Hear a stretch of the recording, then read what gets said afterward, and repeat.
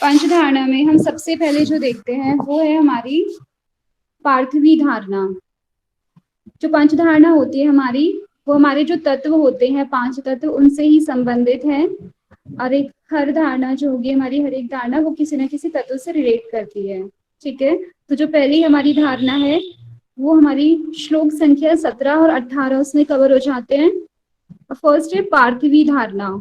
पार्थिवी धारणा क्या होता है, उसको हम देखें तो मिट्टी तत्व से संबंधित, यानी पृथ्वी तत्व से संबंधित होती है वो। और अगर हम उसका दूसरा नाम देखें तो वह है अधोधारणा। उसको हम कहते हैं, ये ध्यान रखने वाली बात है कि पार्थिवी को अधोधारणा भी कहते हैं। अभी हम इसको सीक्वेंस में पूरा देख लेते हैं। बाकी मैंने इसमें शॉर्ट में लिखा हुआ है कि वो हमारे लिए जो मेन मेन चीजें वो मैंने नोट्स में लिखी हुई है। मैं श्लोक से पढ़ूंगी। यतत्वम हरिताल देश चरित भूम लकारान्वितम, यानी ऐसे तत्व का ध्यान करना है। हरिताल बोला है, ठीक है। हरिताल मतलब एक धातु होती है जो येलो कलर की होती है। तो जो हमारी पार्थिवी धारणा है उसका जो कलर होता है, जो रंग होता है, वो पीला रंग होता है। और जो हरिताल धातु होती है वो पीले रंग की होती है, जो एक रसायन होता है, जो केमिकल हम उसको कह सकते हैं। हेलो भूम। भावना जी, एक सेकेंड, आपकी स्क्रीन शायद डार्क मोड में है, आप हटा लीजिए, स्क्रीन डल दिख रही है थोड़ा। ओके, मैं देख लेती हूँ।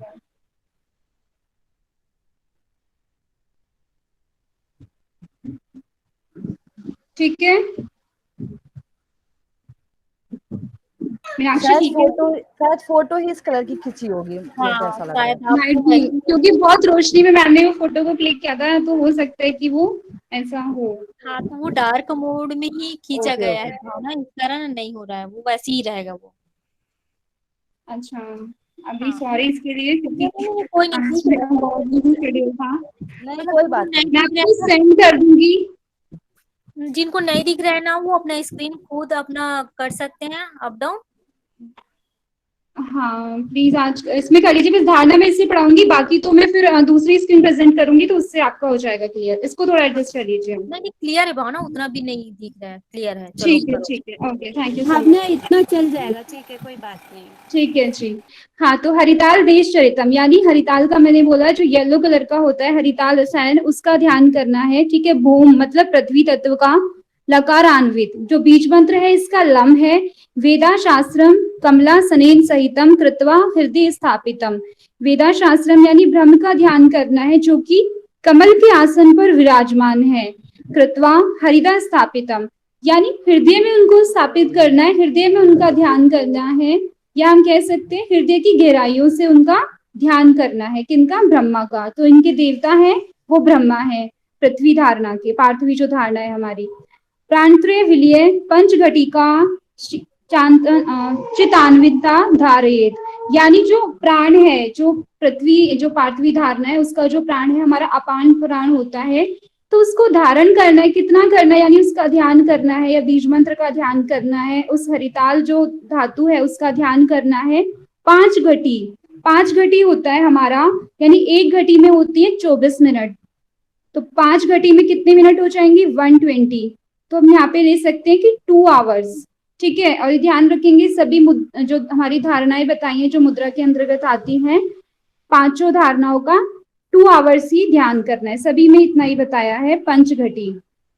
ऐसा स्तंभकारी सदा क्षितिजम कुर्याद अधोधारणम। ऐसा करने से क्या होता है, जैसा कि हम जानते हैं कि मुद्रा का लाभ होता है स्थिरता। तो स्थिर हो जाते हैं, यानी खंबे की तरह, यहाँ पे बोला स्तंभ की तरह स्थिर हो जाते हैं। क्षितिजयम, क्षितिजयम मतलब होता है, क्षिति होता है पृथ्वी, और क्षितिजयम होता है जहाँ पे जैसे पहाड़ और आकाश का मिलन होता है ना, उसको बोला जाता है क्षितिजयम। वो जो मिलता है ना, पृथ्वी और आकाश का मिलन एक तरीके से, तो क्षितिजयम होता है। यहाँ पे दो चीजें ऐड की हुई हैं। तो उसका क्या होगा कि वो पृथ्वी तत्व पर विजय प्राप्त कर लेगा इसकी धारणा से, यानी कुर्यात अधोधारणा, जिसको हम अधोधारणा भी कहते हैं। पार्थवी धारणा मुद्रा ये करोति तू नित्यस्य, जो भी पार्थवी धारणा को नित्यस्य यानी डेली करता है, उसका लाभ बताया है। मृत्युंजय स्वम स्वपि से सिद्धो विचेर विचरेदु भवे, यानी मृत्यु को जीत लेता है और सिद्ध होकर विचरेद भुवि, यानी कहीं भी विचरण करता है धरा पर। ठीक है, वो उसमें सामर्थ्य आ जाता है ऐसा। तो ये इसका लाभ बताया है। और आकृति बताई है इसकी वर्गाकार, यानी वर्गाकार से हम ले सकते हैं कि 4 कॉर्नर्स होते हैं उसके, ठीक है, 4 पेटल्स भी बोल सकते हैं, तो वर्गाकार इसको बताया गया है। वर्ण इसका पीला है, देवता ब्रह्मा, बीज मंत्र इसका लम है, समय 5 घटी यानी 2 आवर्स, और आकृति वर्गाकार। नेक्स्ट हम देखते हैं आभासी धारणा, ठीक है। आभासी धारणा है आपकी जो कि है जल तत्व से संबंधित, और इसको जो हमने पहली धारणा देखी है पार्थवी धारणा, हम उसको मूलाधार चक्र से भी रिलेट करके देख सकते हैं। वैसे इसमें चक्र का वर्णन नहीं है, लेकिन हम अपनी खुद की नॉलेज के लिए और उसको याद करने के लिए उसे मूलाधार चक्र से रिलेट कर सकते हैं। आभासी धारणा यानी जल तत्व, उसको हम स्वादिष्ठान चक्र से ले सकते हैं, और इसको बताया गया है संकीन इंदु प्रतिमम चैकुंद ध्वलम तत्व किलाल शुभम। संख इंदु प्रतिमम, संख के समान, इंदु अप्रतिमम, इंदु होता है चंद्रमा, और अप्रतिमम होता है कि जिसके समान और कोई चमकने वाला ना हो। जैसे कि हम जानते हैं कि रात को जब चंद्रमा निकलता है तो सारे अंधकार को वो हर लेता है, ठीक है। एक ही चंद्रमा पूरी पृथ्वी का जो अंधकार होता है उसको हर लेता है, यानी उसके समान जो चमकने वाला वो कोई और नहीं है। शंख और इंदु व कुंद ध्वलम, कुंद होता है कुंद की फूल यानी कनेर का भी बोल सकते हैं इसको, वो भी क्या होता है श्वेत रंग का। तो यहाँ पे जो रंग की उसकी कंपैरिजन देखेंगे कि सफेद रंग से उसको कंपेयर किया, यानी आभासी धारणा का कलर है श्वेत। इसका तत्व है जल। किलालम, किलालम होता है जल, याद रखेंगे किलालम अगर आता है तो वो जल बोलते हैं उसको, जल तत्व। तत्व पीयूष वकार बीज सहित, जो क्या है अमृत के समान है, ठीक है। और जिसका बीज मंत्र क्या है वकार यानी वम। युक्त सदा विष्णु नाम, यानी जिसके देवता है वो विष्णु है। प्राण त्रैवली पंच घटिका चितान्विता धारियेत, यानी उस तत्व को, उस प्राण को कितना धारण करना है 5 घटी यानी 2 आवर्स। इसमें आकृति तो नहीं बताई है, ठीक है, आभासी धारणा में उसकी आकृति नहीं बताई है।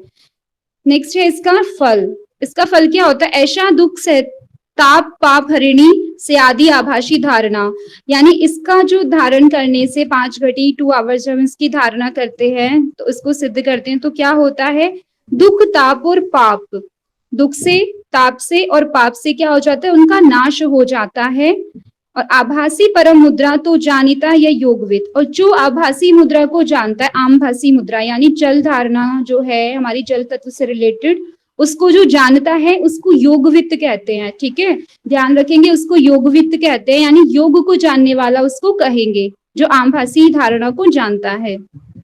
अब इसका एक और फल बताया है कि जले च घोरे गंभीरे मरणम तस्य नो भवेत, यानी जो वो अगर जो साधक है वो कितने भी गहरे जल में वो चला जाए, गंभीर हो मतलब कितना भी गहरा जल हो, कितना भी डीप हो वो उसमें भी चला जाए तो मृत्यु को वो प्राप्त नहीं होगा, ठीक है। और तस्यानुभवेत, यानी कैसा भी अगर नेचर से रिलेटेड भी कोई जल से रिलेटेड कोई भी चीज होती है, कोई भी आपदा आती है तो उससे क्या होगा मृत्यु को प्राप्त नहीं होगा। इयम तू परमा मुद्रा गोपनीय प्रतंतः, ये जो मुद्रा है वो अत्यंत गोपनीय है। क्यों है गोपनीय, और अगर हम उसको गोपनीय नहीं रखेंगे तो क्या होगा उसका, ठीक है, वो भी बताते हैं।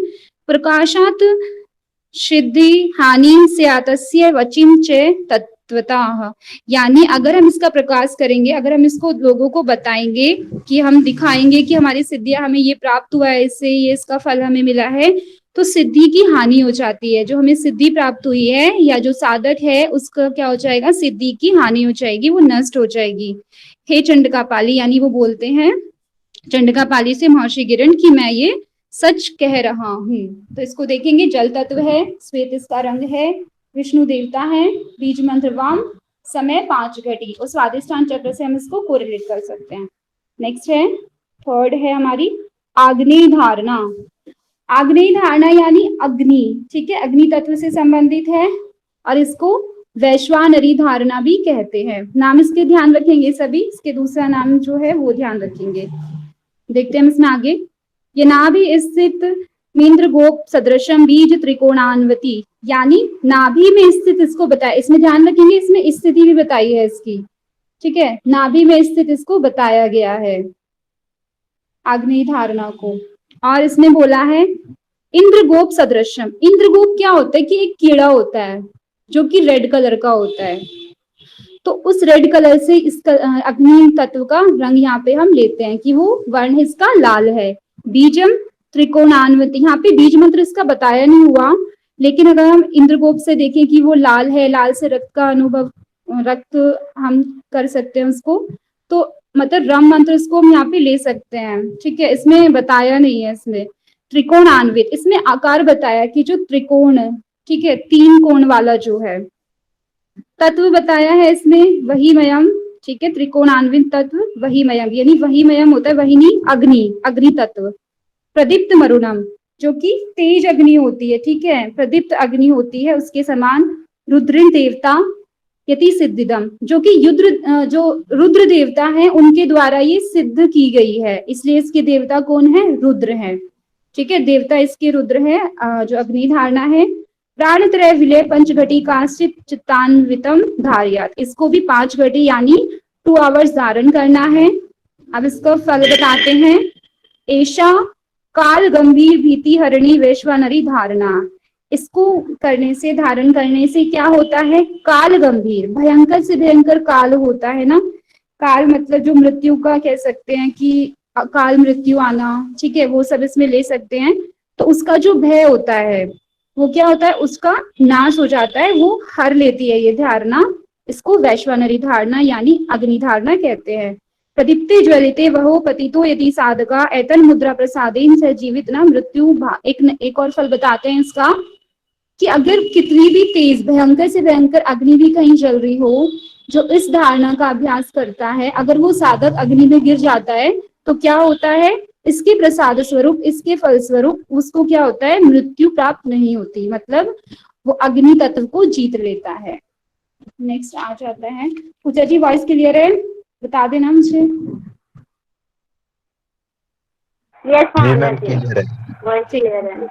ओके, नेक्स्ट है हमारी वायवी धारणा यानी वायु धारणा। इसमें बोला है, ये आती है 24, 25, 26, इसमें 3 श्लोक हैं। यद्वित अंजनम पुंज सनी विदम धूम्रावभासम परम, यानी जो अंजन होता है, अंजन का पुंज होता है, अंजन मतलब काजल, काजल को किससे हम वो देखते हैं? काले रंग से, ठीक है, जैसा वो काला होता है। धूम्र यानी धूम्र का रंग जैसे होता है भूरा भूरा, ठीक है, वैसा है।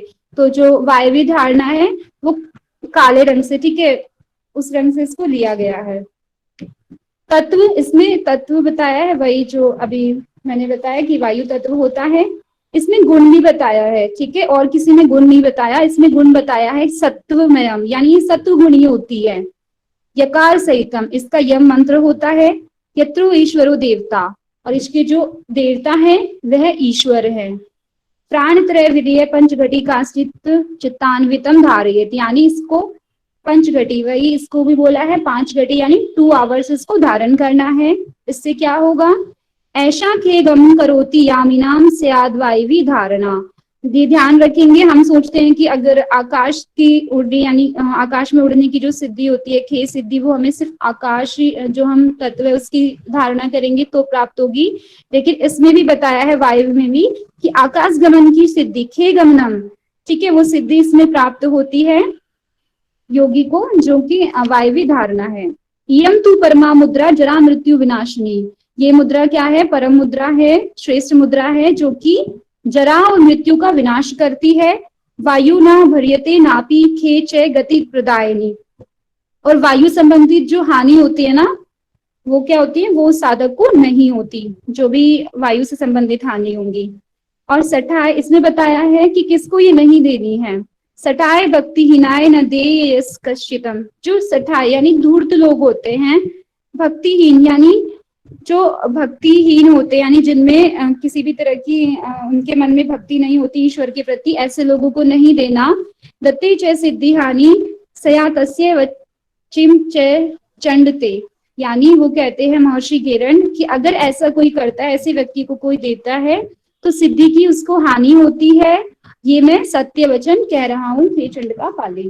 ठीक है, तो इसके जो तत्व है वायु है, वर्ण है काला, मैंने इसको ना उसमें भी लिखा है जो इसके संस्कृत वर्ड है, तो वो भी देख लेंगे कि किस किस से कंपैरिजन किया है इसको, अंजन कुंज से, धूम्र से, ठीक है। देवता इसके ईश्वर हैं, बीज मंत्र इसके यम है, समय 5 घटी, और इसमें गुण भी बताया गया है, सत्व गुणी है ये वायवी धारणा। नेक्स्ट हम देखते हैं आकाशी। आकाशी धारणा जिसको नभो धारणा भी कहते हैं, ठीक है, और इसको आकाश मतलब व्योम से इसको ले सकते हैं हम। और जो हमने देखा था वायवी धारणा, वो हमारे क्या हो जाता है अनाहत चक्र से, और जो अग्नि धारणा देखी थी वो हमारे मणिपुर चक्र से, उसको हम कोरिलेट कर लेते हैं, ठीक है। आकाशी हो गई हमारी। अब नेक्स्ट इसको पढ़ लेते हैं। यति संदो वर्षुद्वारी सदृशम व्योमाख्यम सुमुदाशते, यानी संदो मतलब समुद्र, वर्षुद्वारी और जैसा शुद्ध जल होता है, व्योमाख्यम मुदासते यानी जो व्योम है, जो आकाश तत्व है, उसको हम वैसा देख सकते हैं। यानी जो समुद्र है वो नीला दिखाई देता है, जो साफ पानी है वो भी नीले रंग का, हम उसको पानी का रंग नीला मान सकते हैं, ठीक है, कह सकते हैं। वैसे पानी का कोई रंग एग्जैक्ट होता नहीं है, बट वो ब्लू दिखाई देता है, तो वैसे ही आकाश को देख सकते हैं उसके समान ही। तो यहाँ पे इसका रंग जो हो जाएगा वर्ण वो नीला, और कंपैरिजन किया गया है शुद्ध पानी से और समुद्र से इसको। देव सदाशिव, इसके जो देव हैं वो सदाशिव हैं। बीज हकार, यानी इसका जो बीज मंत्र है वो हकार यानी हम है। प्राणास्त्रम विलय पंच घटिका चित्तान्वित धारिये, 5 घटी यानी 2 आवर्स इसको धारण करना है। ऐसा करने से क्या होगा, मोक्ष कपाट भेदनम, यानी मोक्ष का द्वार को खोलने वाली है ये धारणा। इसको क्या कहते हैं, नवो धारणा कहते हैं। आकाशी धारणा मुद्रा ये वेत्ती से योगविद, जो इस धारणा को जानता है वो क्या होता है, योगविद होता है, यानी योग को जानने वाला होता है। न मृत्यु जारेत तस्य प्रलय नाम सिद्धति, प्रलय काल में भी, जब प्रलय होती है उसके समय भी वो मृत्यु को प्राप्त नहीं होता, वो मृत्यु को जीत लेता है। तो ये हमारी जो थी ये 5 धारणा थी। इसके जो तत्व है आकाश है, वर्ण नीला, देवता सदाशिव, बीज मंत्र हम, समय 5 घटी। अभी नेक्स्ट हम आगे पढ़ते हैं। शालिनी आप स्क्रीन प्रेजेंट कर देना। हाँ मैं कर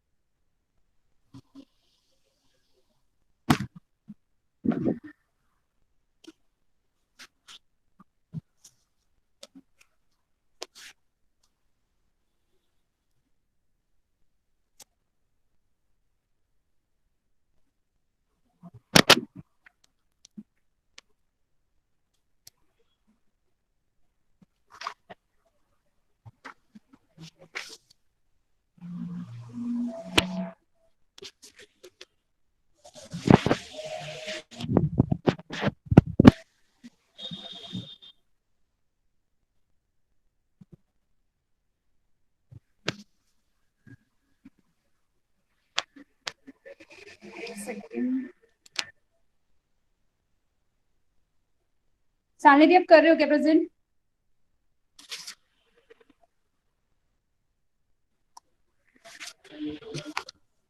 ठीक है भावना जी, मैं कर रही हूँ, आप बताना हो रही है नहीं हो रही। ओके, एक सेकेंड।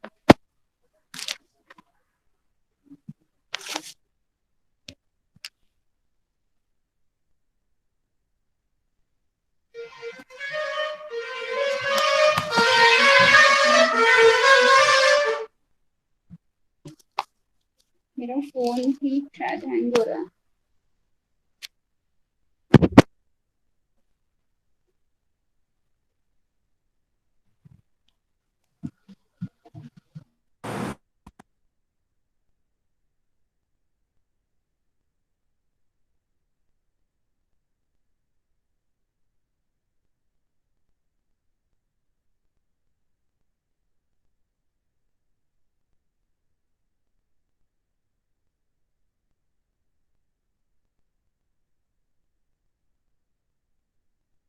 स्क्रीन प्रेजेंट नहीं हो रही है क्या भावना जी?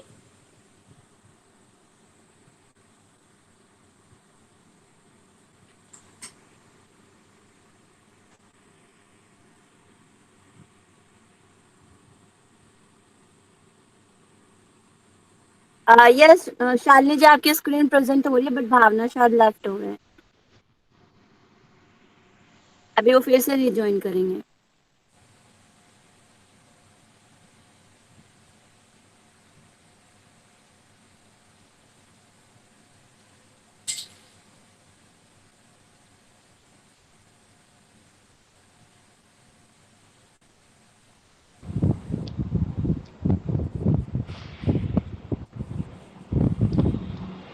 हेलो पूजा, यस भावना।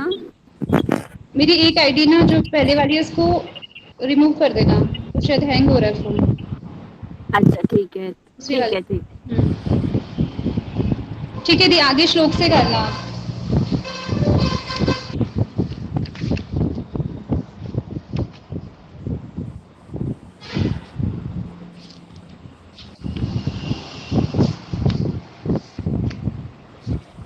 ठीक है, प्रत्याहार का जो श्लोक है वहां से आप कर दो इसको फिर।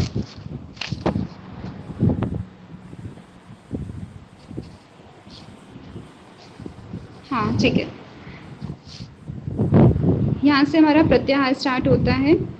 अथातः संप्रवक्ष्यामि प्रत्याहार कुमुत्तम, यानी महर्षि गिरण अब क्या कहते हैं कि मैं तुम्हारे सामने प्रत्याहार का वर्णन कर रहा हूँ।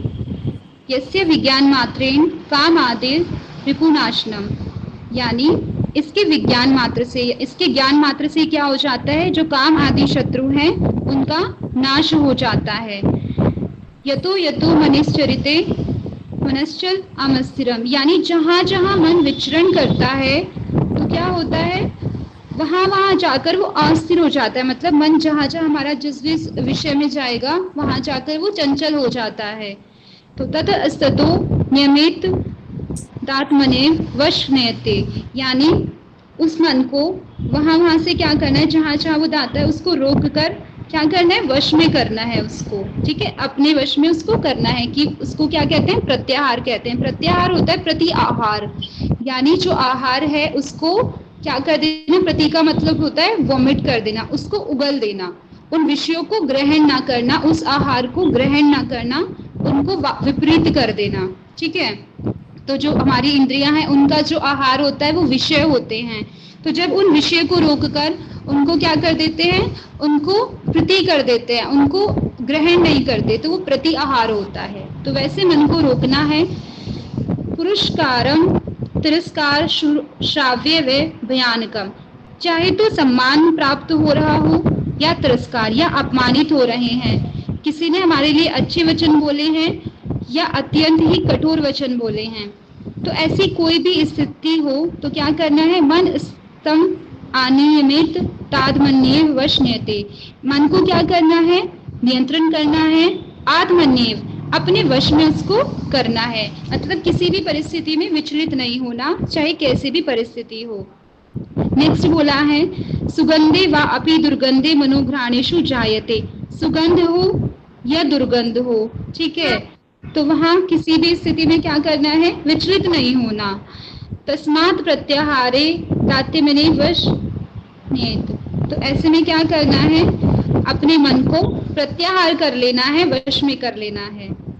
मधुर, अम्ल, तिक्त आदि रस, ठीक है, कोई भी रस हो उसमें भी समान रहना है। ठीक है, किसी भी एक जो हमारा फेवरेट होती है चीज उसकी तरफ, मतलब यहाँ पे बोला है कि सम रहना है, जैसे गीता में बोला गया है समत्वम योग उच्यते। कोई भी स्थिति हो, कैसा भी समय हो, लाभ हानि जय पराजय सिद्धि असिद्धि, कोई भी स्थिति हो तो वहाँ पे सम रहना है। ठीक है, तो ऐसा ही यहाँ पे बोला है, कैसे भी स्थिति हो, दुर्गंध हो या सुगंध हो, सम्मान हो या तिरस्कार हो, मधुर अम्ल तिक्त कोई भी रस हो, सभी में समान रहना है।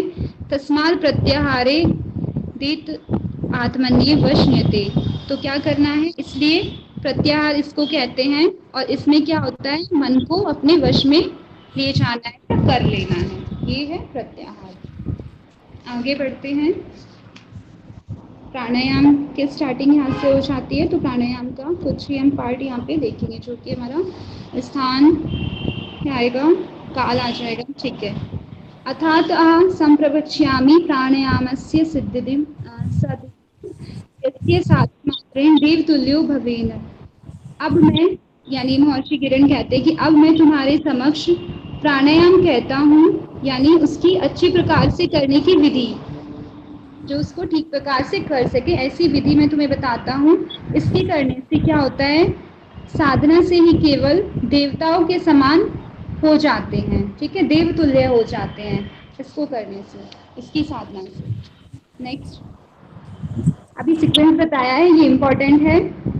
आदौ स्थानं तथा कालं मिताहारं तथा परं नाड़ी शुद्धिश्च तत्पश्चात् प्राणायाम च साधयेत्। आदौ स्थान, यानी प्राणायाम से पहले क्या करना है, स्थान का चुनाव करना है। स्थान के बाद समय, समय के बाद मित आहार जो कि तथा परम श्रेष्ठ है, नाड़ी शुद्धि, तत्पश्चात प्राणायाम, उसके बाद प्राणायाम की साधना करना है। पहले स्थान, फिर काल, फिर मिताहार, फिर नाड़ी शुद्धि, देन प्राणायाम। तो 5 है इसमें सीक्वेंस में आता है। फर्स्ट स्थान आ गया, सेकंड समय यानी काल आ गया, थर्ड मिताहार, फोर्थ नाड़ी शुद्धि, देन प्राणायाम स्टार्ट करते हैं। अभी स्थान, नेक्स्ट दीदी, स्थान निर्णय, ठीक है। दूर देशे तथा आरण्ये राजधान्यां जना नीन्तके योगा आरंभना कुर्वित कश्चित् सिद्धा भवेत्। दूर देश यानी किसी भी जो देश दूर है, किसी भी दूर देश में, तथा आरण्य भयंकर जंगल में, राजधानी में, राजधानी के बीच में या राजधानी में, ज्यादा जनांति के ज्यादा लोगों के बीच में क्या करना है, योगा आरंभ नहीं करना, ठीक है। तो क्या होगा, अगर ज्यादा लोगों के बीच में करें, पहले ही बोला जाता है कि हमें जनसंघ परित्याग करना है, तो अगर ज्यादा लोगों के बीच में साधना होगी तो जनसंघ परित्याग होगा नहीं। राजधानी के बीच में करेंगे तो शोरगुल कोलाहल जिसे कहते हैं शोर शराबा होगा, तो वहां भी साधना नहीं हो पाएगी। तो योग आरंभ नहीं करना। अगर कोई साधक ऐसा करते हैं तो क्या होता है, उनको सिद्धि की प्राप्ति नहीं होती। नेक्स्ट देखते हैं इसी में, अविश्वास दूर देशे अरण्ये रक्षित विवर्जितम लोकारण्ये प्रकाश तस्मान त्रिवेणी विवर्जित। यानी क्या होता है कि अगर हम दूर देश में करेंगे या अरण्य यानी जंगल में करेंगे, ठीक है, या राजधानी के बीच में करते हैं, तो क्या होता है, वहां पे विश्वास नहीं होता। अगर हम किसी दूर देश में करेंगे तो जैसे वहां पे क्या है कि हो सकता है कि हिंसा वगैरह ज्यादा हो, चोर डाकू वहां पे ज्यादा हो, तो क्या होगा, उससे हानि का क्या होता है, हानि की मतलब जो स्थिति होती है उसकी हानि होती है, और रक्षा नहीं हो पाएगी। मतलब रक्षा का भी वहां पे एक यहाँ पे लिया गया है कि रक्षा विवर्जितम, तो रक्षा नहीं हो पाएगी, जिससे क्या होगा कि साधना में विघ्न उत्पन्न होगा। तो इसीलिए क्या बताया कि जो 3 स्थान बताए गए हैं ना, ये दूरदेश, अरण्य और राजधानी, ठीक है, तो इनमें योग का आरंभ नहीं करना है। वहां पे जो साधना है उसकी सिद्धि नहीं हो पाएगी। प्राणायाम की यहाँ बात हो रही है। नेक्स्ट बताया, सुदेशी धार्मिके राज्य सुभिक्षे निरुपद्रवे, यानी अच्छा देश हो, जो प्रिय लगने वाला देश हो, जो धार्मिक हो, ठीक है, ऐसा राज्य है। सुभिक्षा, जहाँ पे भिक्षा आसानी से मिल सके, ऐसा। निरुपद्रवे यानी जहाँ पे उपद्रव ना होते हो, यानी कोई लड़ाई झगड़े ऐसी चीजें जहाँ पे ना होती हो, किसी भी प्रकार का उपद्रव ना हो, वैसा हमें चुनाव करना है। कृत्वा तत्रे कुटीरम प्रचारी परिवेष्टम, यानी क्या करना है, कुटिया का निर्माण जो करना है, प्रचारिये यानी दीवार से बंधी, चारों तरफ से जो कुटिया है, चारों तरफ से बोला यहाँ पे, ठीक है, प्राचिरे परिवेष्टम, तो ऐसी कुटिया का निर्माण करना है जो चारों तरफ से बंद हो।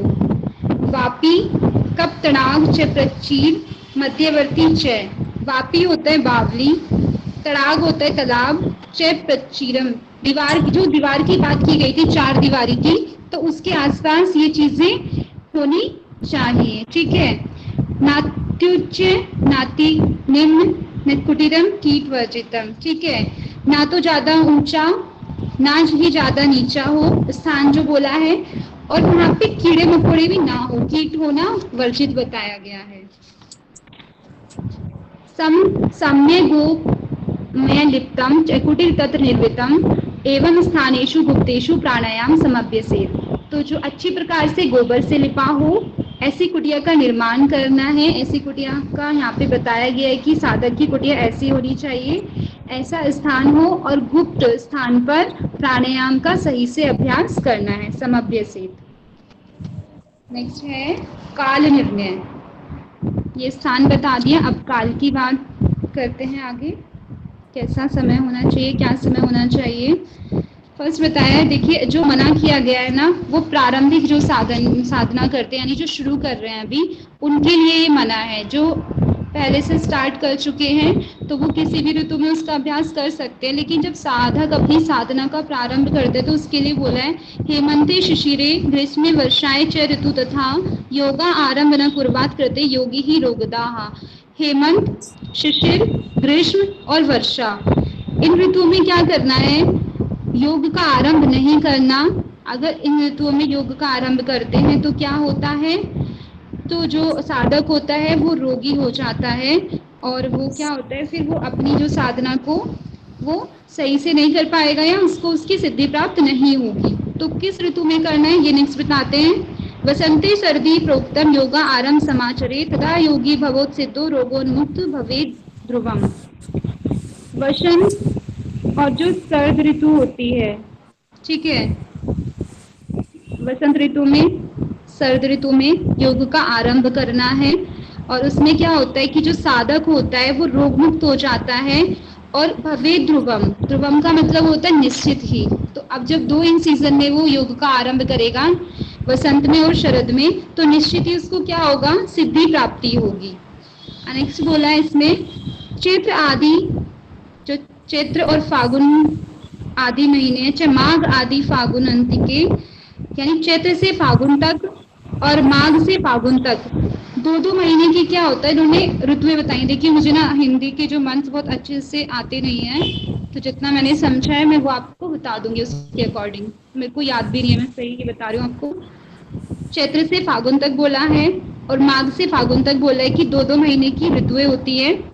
और महीने की इसमें ये भी बोला है कि अगर एक ऋतु को हम देखें तो उसको 4 महीने तक अनुभव किया जा सकता है। दो ध्यान रखेंगे, 2 महीने की ऋतु बताई है एक, लेकिन यहाँ पे बोला है कि एक ऋतु को 4 महीने तक उसको अनुभव किया जा सकता है। तो वो भी आगे बताएंगे इसमें कैसे। जो वसंत ऋतु है वो चैत्र और वैशाख, ठीक है, वसंत ऋतु का जो महीना होता है वो चैत्र और वैशाख होता है। ग्रीष्म जो होती है वो ज्येष्ठ और आषाढ़। अभी 2 महीने की बात कर रहे हैं हम कि 2 महीने की एक ऋतु होती है, अभी आगे हम 4 महीने की भी बात करेंगे। तो जो वसंत ऋतु होती है ना, वो चैत्र और वैशाख में होती है। ग्रीष्म ऋतु ज्येष्ठ और आषाढ़ में होती है। वर्षा ऋतु होती है वो श्रावण और भाद्र, जो भाद्र का महीना होता है उसमें। शरद ऋतु होती है अश्विन और कार्तिक में, ठीक है, हमारी 6 ऋतुएं होती हैं। तो इसमें बताई हुई है हेमंत, मार्ग और पोष। और जो शिशिर ऋतु होती है वो माघ और फागुन में, ठीक है। अभी यहाँ पे अनुभव के आधार पर ऋतुओं को बताया गया है कि 4 महीने में एक ऋतु को अनुभव किया जा सकता है। तो आगे हम वो देखते हैं, चैत्र से आषाढ़ तक, ठीक है, यहाँ पे 4 महीने हो गए, चैत्र से आषाढ़। निदाग अनुभव, निदाग होता है ग्रीष्म, ये ध्यान रखेंगे, निदाग होता है ग्रीष्म, ठीक है। चैत्र से आषाढ़ तक निदाग यानी ग्रीष्म ऋतु का अनुभव किया जाता है। निदाग होता है ग्रीष्म, ठीक है, ध्यान रखेंगे सभी। आषाढ़ से अश्विन, और आषाढ़ से अश्विन तक अनुभव किया जाता है वर्षा ऋतु को। आषाढ़ से अश्विन 4 महीने, जो अश्विन मंथ होता है वो वर्षा ऋतु। भाद्र से मार्ग तक क्या होता है, भाद्र जो महीना होता है और मार्ग तक यानी 4 महीने शरद ऋतु का अनुभव किया जाता है, ठीक है। कार्तिक और माघ तक किया जाता है हेमंत, यानी जो विंटर सीजन होता है। कार्तिक से माघ तक 4 महीने। और मार्ग से लेकर जो मार्ग आदि आगे 4 महीने आते हैं उसमें क्या किया जाता है, शिशिर ऋतु का अनुभव। तो इसमें 2 की कैटेगरी में भी बताए हैं कि एक ऋतु होती है, फिर इन्होंने 4 की कैटेगरी में भी बताया है कि 4 महीने में भी हर एक ऋतु का अनुभव किया जाता है। तो उसके अकॉर्डिंग इन्होंने 14 मंथ बताए हैं कि जब उसको 4 के सीक्वेंस में लेंगे ना तो 12 मंथ नहीं, वो 14 मंथ काउंट हो जाएंगे, क्योंकि एक ऋतु को हम 4 महीने इसको देख रहे हैं, ठीक है। तो वो 14 के अकॉर्डिंग हो जाएगा। आगे देखते हैं। वसंते वापी सर्दी योगा आरंभ समाचरेत तथा योगो भवेत सिद्धो विनाशेन कथ्येत। जो वसंत और सर्द है उसमें, शरद ऋतु में, उसमें योग का आरंभ करें तथा योगो, ऐसे में करने से क्या होता है, उस महीने में जब योग का आरंभ करेंगे तो सिद्धि होगी। और ज्यादा अभ्यास के बिना ही, मतलब हमें उतने एफर्ट नहीं लगाने पड़ेंगे, साधक को उतना एफर्ट नहीं लगाना पड़ेगा, कम एफर्ट में भी सिद्धि की प्राप्ति हो जाएगी। आगे हम देखते हैं मिताहार। ठीक है जी, थैंक यू। नेक्स्ट है हमारा मिताहार टॉपिक। मिताहार विना यस्तु योगा आरंभ तु कार्येत। मिताहार के बिना योग का आरंभ तो करते हैं, मतलब उनके लिए बताया कि जो मिताहार को फॉलो नहीं करते, ठीक है, और वो योग का आरंभ कर देते हैं, तो उससे क्या होता है, नाना रोगो भवेत किंचिन उद्योगो न सिद्ध्यति। तो उससे क्या होगा, विभिन्न रोग हो जाएंगे और उसका योग भी सिद्ध नहीं होगा, यानी उसको सिद्धि प्राप्त नहीं होगी। शाल्य अन्न यवस्टि, किसी की माइक ऑन है शायद, वा तथा गोधूम पिष्टकम, ठीक है। शाल्यम साठी का चावल, मैं अगर यहाँ पे थोड़ा बहुत गलत कर दूं तो मुझे आप करेक्ट कर देना, क्योंकि यहाँ पे कुछ नाम मुझे नहीं पता इनके बारे में, तो जितना मुझे पता है मैं आपको ट्राई करूंगी बताने की। शाल्यम यानी साठी का चावल, यद पिष्टम वा तथा गोधूम पिष्टकम, गेहूं का आटा, मुद्रम मूंग, माश चण आदि, माश होता है उड़द और चण होता है यानी चना, जो चना होता है वो, ठीक है। शुभ्रम साफ, चय तुष वर्जितम, यानी उसमें भूसी नहीं होनी चाहिए। पटोल परवल, सुरनम कटहल, ककोल काले मिर्च, चय सुभाकशम यानी करेला, द्राड़िका यानी अरबी, करकटी यानी ककड़ी, रंभा होता है केला, डुमरी, डुमरी का मुझे नहीं पता इसका मीनिंग क्या होता है, कंट कंटकम यानी चौलाई की सब्जी, आम रंभा होता है, रंभा मैंने बताया था केला, और आम रंभा होता है कच्चा केला, बाल रंभा होता है पका केला, और रंभा दंडम, ठीक है, यानी केले का जो दंड से हम समझते हैं ना कि दंड धोती भी करते हैं, तो रंभा मतलब केला और दंडम मतलब केले का डंडा, और मूलकम, और जो डंडा है ना उसकी मूल यानी उसकी जड़ भी यहाँ पे बोला है। वार्षिकी यानी बैंगन, मूलक, ठीक है। रिद्धि योगी भक्षण माचरेत, तो योगी को उसका आचरण करना चाहिए, ये सब मैंने बोला मिताहार, यानी इनको आचरण करना है, यानी इनको इंटेक करना है या इनको हम खा सकते हैं, सब बोल सकते हैं, योगी के लिए लाभकारी होते हैं। शालिनी की स्क्रीन प्रेजेंट नहीं हो रही। पंचशाकम, पंचशाक बताया गया है। प्रशंसे आसुकम, ऋतु के अनुसार जो भी सब्जी होती है वो। हिमलोचिकाम, शुद्धम शुद्ध हो। समुद्रम यानी मधुर जो हो, मन को बहाने वाला। स्निग्ध मधुर, आर्ध विवर्जितम, ठीक है, चिकना होना चाहिए। आधा पेट खाना है, ठीक है, आधा पेट क्या बोला है, विवर्जित बोला है, आधा पेट खाली छोड़ने के लिए बोला है। भुजिएत सुर संपृक्ता, जो कि भोजन कैसा होना चाहिए, रस युक्त होना चाहिए, जीभ को अच्छा लगने वाला मिताहार, इस प्रकार खाना बताया गया है। अन्न प्रियेदम तोयेन तु तृतीयकम, यानी अन्न खाना है आधा, पानी पीना है 1/3, ठीक है। इसमें बोला है कि आधा पेट भरना है, आधा खाली रखना चाहिए, और पेट के आधे भाग को अन्न से भरना है, तीसरे भाग को जल से भरना है, और चौथे भाग को वायु संचालित यानी खाली छोड़ देना है, ठीक है। ये बताया मिताहार। अभी नेक्स्ट है हमारा निषिद्ध आहार।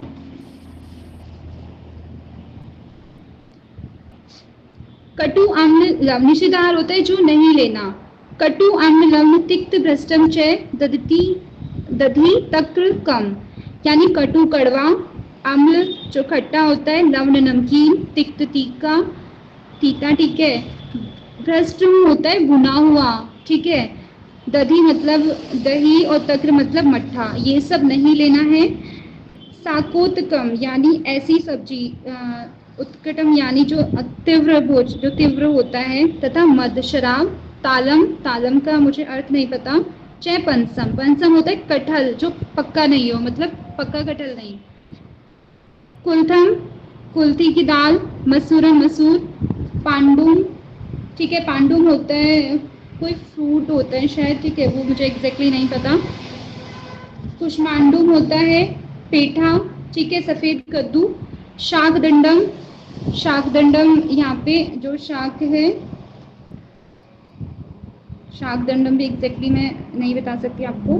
तुम्बी, कोलकम पिथम, यानी तुम्बी होता है लौकी, कोल होता है बेर, कोल, ठीक है। आगे है कंड विल्वम, कांटेदार।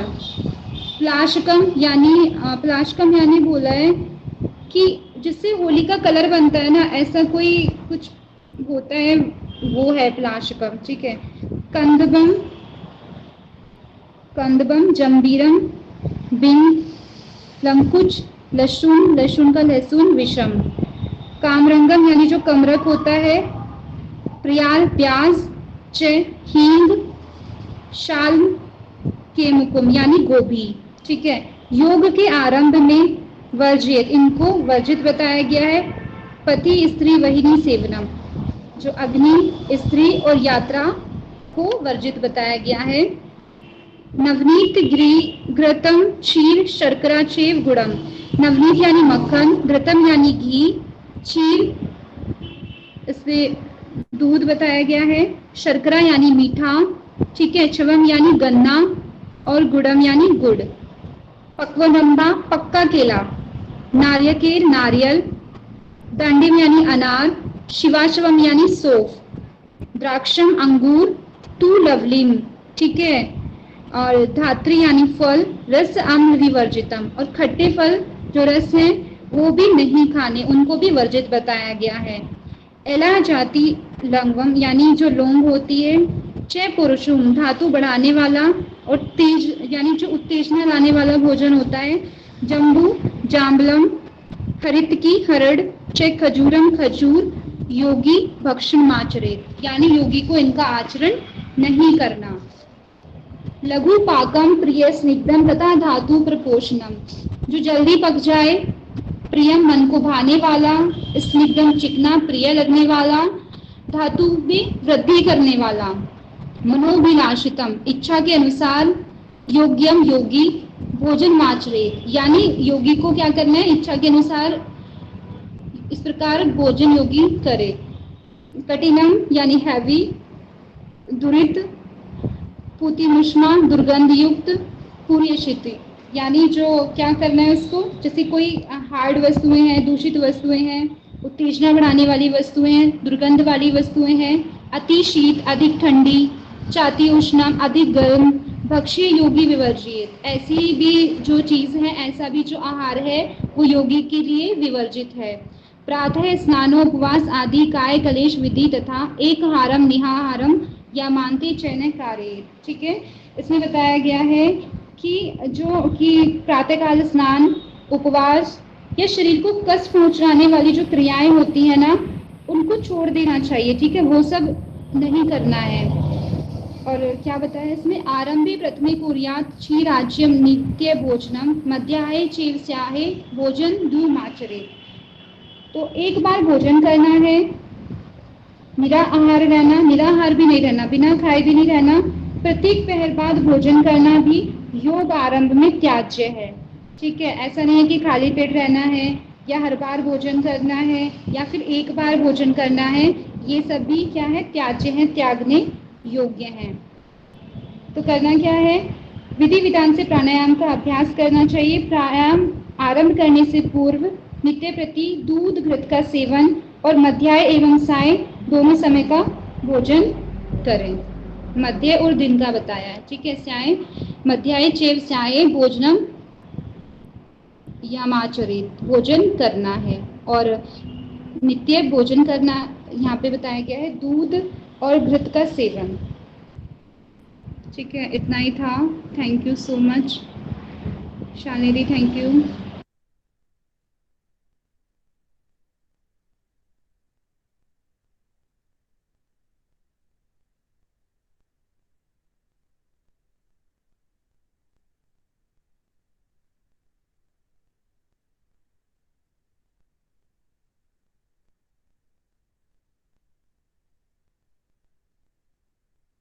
Thank you Bhavna ji. Thank you Pooja. Actually आज पूजा जी ने बताया होगा या तो शायद आज बहुत बिजी थी मैं, और मैं अभी सुबह से अभी आगे बैठी हूँ, तो एकदम से स्टार्ट किया। थोड़ा बहुत आगे पीछे अगर कुछ हो गया हो या कुछ जल्दी में हो गया हो तो प्लीज़ वो बता देना, कोई मिस्टेक हो वो भी बता देना। नहीं भावना जी, सब कुछ ओके था, बहुत अच्छे से आपने समझाया और थैंक यू उसके लिए। और अभी शांति पाठ करा दीजिए, ठीक है? पूजा आप ही करा दो। ओके ठीक है, मैं करा देती हूँ। ठीक है, सभी कमर गर्दन अपना सीधा करेंगे, लंबा धीमा गहरा सांस लेंगे और एक बार ओम के उच्चारण के साथ गायत्री मंत्र का जाप करेंगे, ठीक है? तत्पश्चात सर्वे भवन्तु सुखिनः। धीमा लंबा गहरा सांस करेंगे, आंखें बंद रखेंगे, ओम का उच्चारण ॐ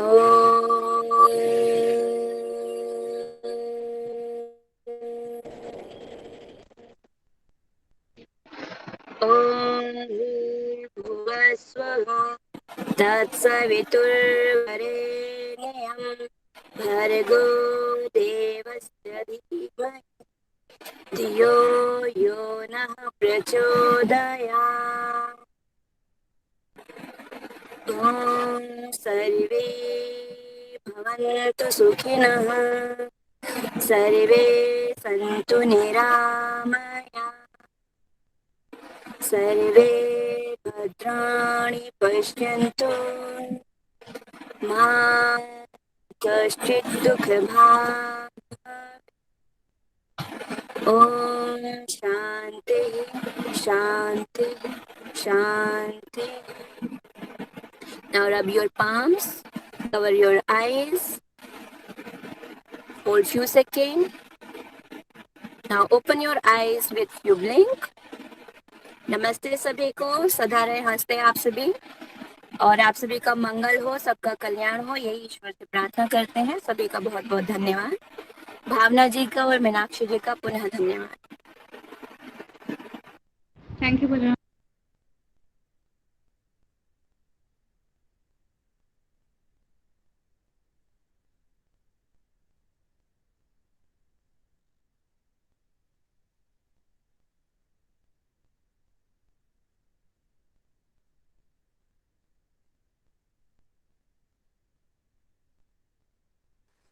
मैम इसकी वीडियो भेज देना जरा प्लीज। किसकी वीडियो सर?